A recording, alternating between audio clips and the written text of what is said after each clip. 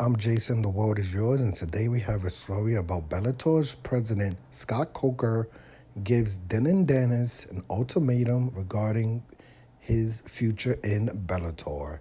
Bellator President Scott Coker wants Dillon Danis to make a decision soon on whether or not he's serious about fighting in MMA.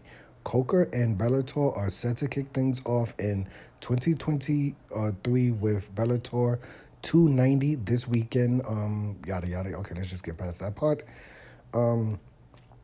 Meanwhile, Coker and Bellator continue to deal with the uncertainty regarding Dillon Danis' future with the promotion. He hasn't fought since a win over Max Humphrey at Bellator 222 and has dealt with injuries, legal issues, and a recent withdrawal from a boxing match with YouTuber KSI. Dillon Danis' fighting return continues to be delayed, making even more uncertain if he still intends on fighting in Bellator. He's still under contract with Bellator, but Bellator's president, Scott Coker, patience with him is running thin. Wow. Scott Coker to Dillon Danis. Fight in Bellator or move on. During a recent Bellator 290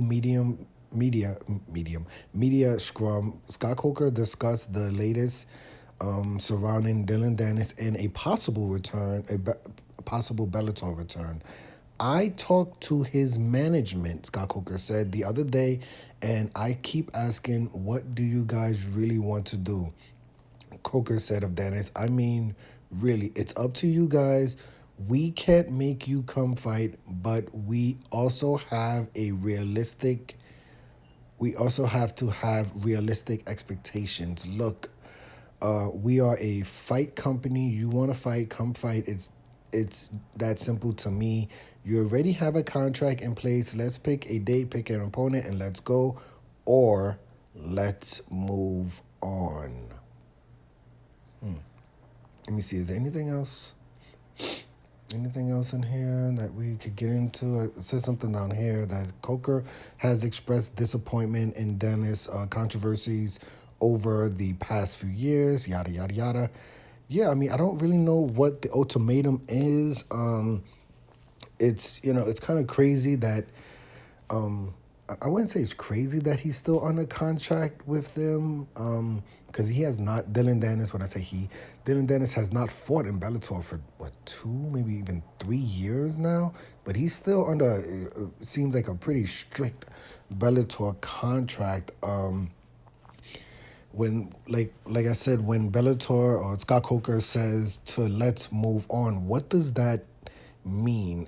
Does that mean the contract right now is just void and Dillon Danis will become an automatic free agent? Does he owe them money?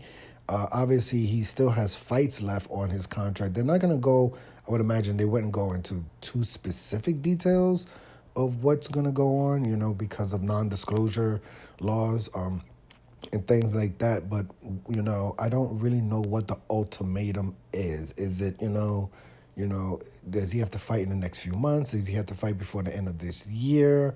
How many fights are left on his contract?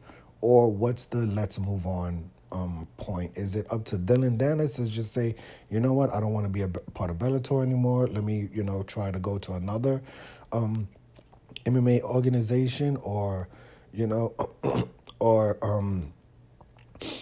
can he just walk out of his contract? Because, you would think with a fighter who has not fought in the last couple of years that the media, the company would have moved on, that they would have cut him already. But for some reason, they still have Dillon Danis under contract. So, I mean, as much as people want to blame Dillon Danis and make him out to be the bad guy in the story, Bellator got to take some blame, because it's up to them, right? For the most part, if they don't want to deal with the controversies, if they don't want to deal with the inactivity, then they should void the contract. They should,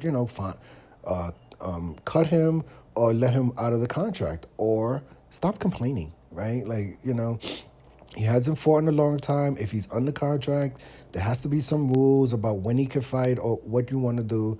So as much as I'm on Dillon Danis in this story, he has talked about some injuries, but you got to look at Bellator and say, what are you doing? Why do you have a fighter under contract who I believe only had like 2 fights in his career on his or in Bellator? So why do they hold on to this contract? Why don't they be realistic and say, like, listen, here's a hard deadline. You need to fight in the next 3 or 4 months. If you're not injured, if you're not working out, if you're not coming back from an injury or anything like that, that's up to Bellator. As much as it is on Dillon Danis, Bellator definitely has to take some heat. They got to take some responsibility in this relationship. They've held this contract for a very long time.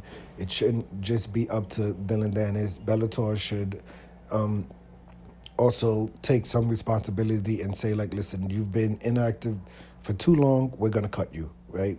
It shouldn't be that. They seem to be holding on and, letting him play this game. So it's like you can't really you can't get really mad at Dillon Danis for whatever he's doing. But Bellator, they're still in a Dillon Danis business, right?